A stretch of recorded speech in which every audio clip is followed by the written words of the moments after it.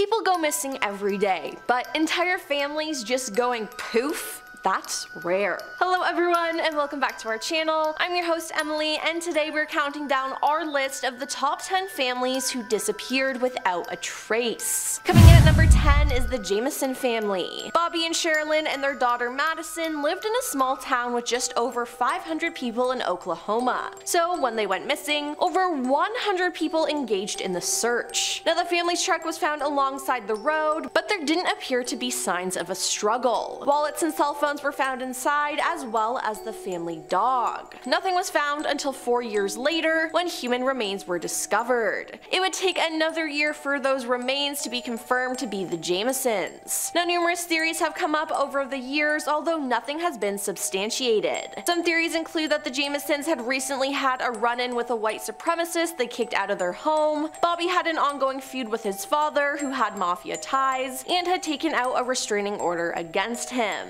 And then the strangest theory came from the local pastor. Apparently the family had gone to him prior to the disappearance, concerned about spirits entering their home. Bobby even asked the pastor for bullets capable of shooting spirits. Although it was thought to be a joke at the time, many people in the town, including Sherilyn's mother, firmly believed the Jamisons had gotten caught up with some kind of religious cult. Number 9. The McStay Family. The McStays lived in California, where Joseph and Summer McStay raised their two sons. In 2010 though, the family drove off and they were never heard from again.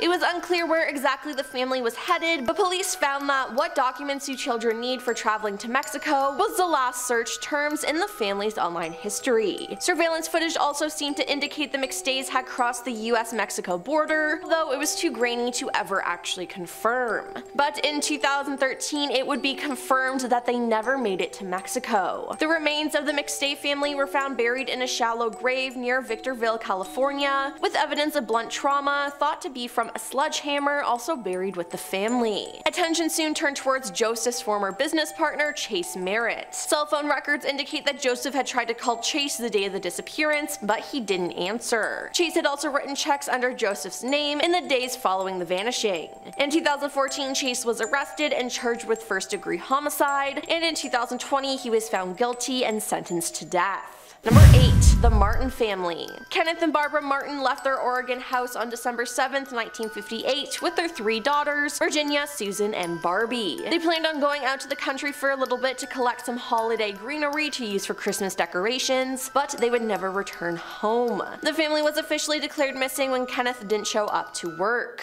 An investigation went underway, and it was clear that the Martins never returned home from their trip because nothing in the house was disturbed. 3 months after the family vanished, the bodies of Susan and Virginia were found in a river. But the remaining bodies though were never discovered. Several theories have come out about what happened.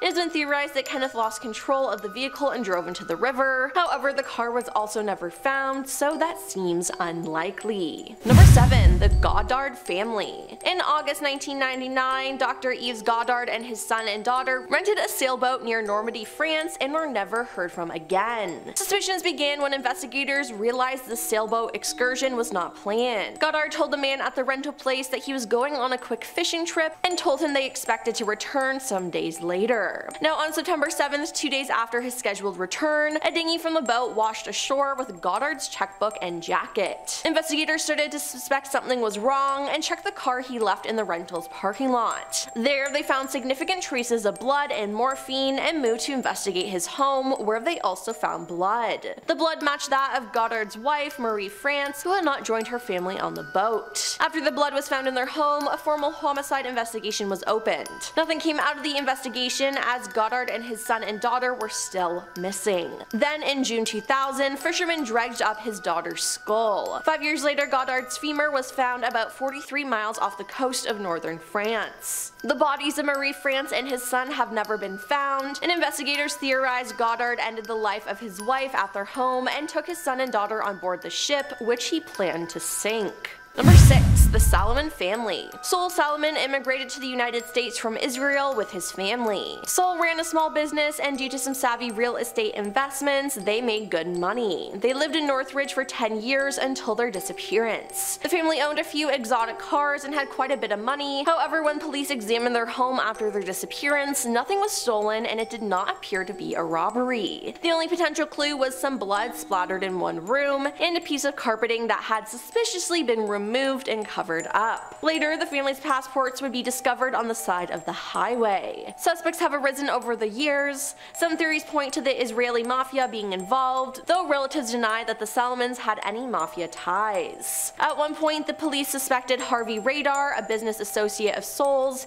but ultimately nothing could be proven. Number 5. The Benitez Family. In 2013, Marie Jose Benitez and her daughter Allison, 19, mysteriously disappeared after a trip to Toulouse, France. They allegedly left after Marie Jose had an argument with her husband, Francisco. He told police that they turned their phones off when they got to town, and in order to give them space, he did not inform other family members where they had gone. But when police started investigating what happened to them, they quickly realized there was little evidence they had traveled at all. Neither had a driver's license, and there was no CCTV of them getting on or off a train. They also discovered neither women had made any calls to or from their cell phones, nor had they taken any money out of their bank accounts. After this, Francisco admitted to investigators that he and his wife were having marital issues, aka he cheated on her and she found out and she told her mother. In 2004, he was seeing a woman named Simone Oliveira Alves, who had also mysteriously disappeared. Yeah,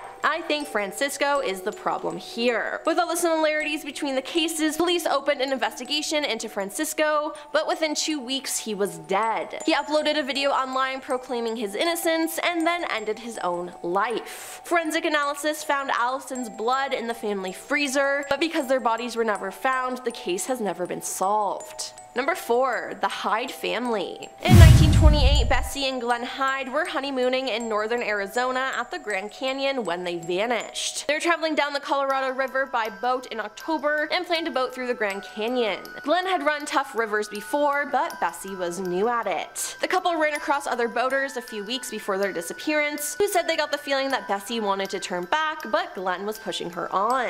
It was said if they completed the trip successfully, they could go on a paid lecture tour. So this trip was more than just fun, there was money at stake. Cut to several months later, the Hyde's boat was discovered that winter, seemingly undisturbed. It was upright and full of supplies, but the couple was gone.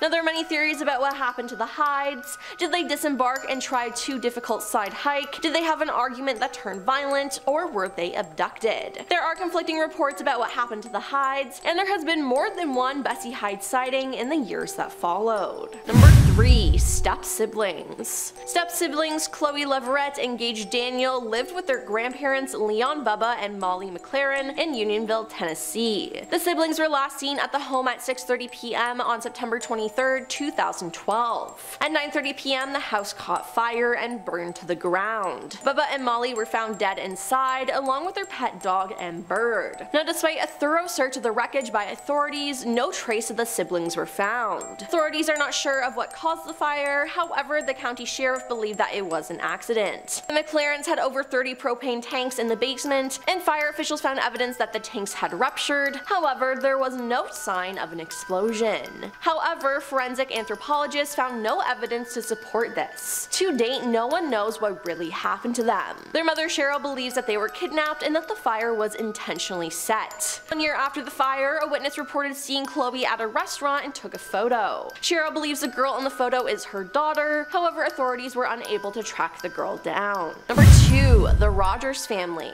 By 1965, Charles Rogers was unemployed and living with his elderly parents, Fred Christopher and Edwina Ivor Rogers, in Houston. Described as reclusive, Charles was reported to have communicated with his parents by a way of notes slipped under the door. Neighbors were unaware that Charles even lived with his parents, as he generally left the home before dawn and did not return until after dark. On June 23, 1965, 2 Houston police officers were dispatched to the Rogers home to conduct a welfare check after Edwina's nephew Marvin reported that his phone calls to his aunt had gone unanswered for days. After receiving no answer after knocking, the officers forced their way into the home. Upon entering, the officers found nothing unusual but noticed food sitting on the dining room table. One officer opened the refrigerator and found what appeared to be numerous cuts of washed, unwrapped meat neatly stacked on the shelves. As the officer was closing the door though, he noticed 2 human heads visible through the clear glass of the vegetable bin. The heads were those of Fred and Edwina Rogers. What the officer initially thought were unwrapped cuts of hog meat were the couple's dismembered limbs and torsos.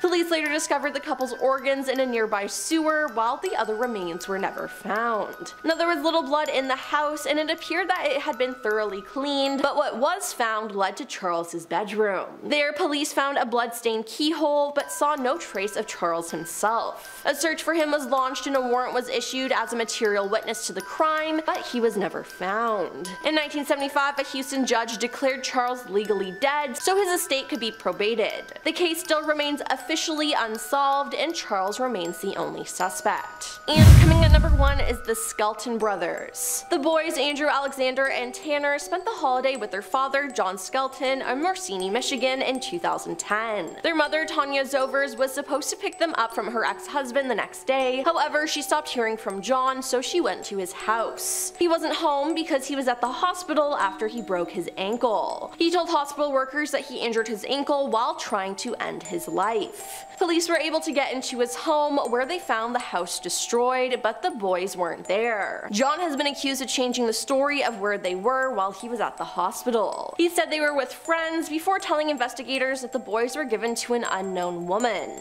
He also told police that he gave them to an underground group that would keep them safe. Search parties looked for the boys, but they haven't been found, and John hasn't told anyone where they actually are or if they're even still alive, aside from his stories of giving them to unknown people. Well, that's all for our list of the top 10 families who disappeared without a trace. Which story freaks you out the most? Let us know in the comments down below, and don't forget to like and subscribe to our channel. I'm your host Emily, and we'll see you next time. Peace.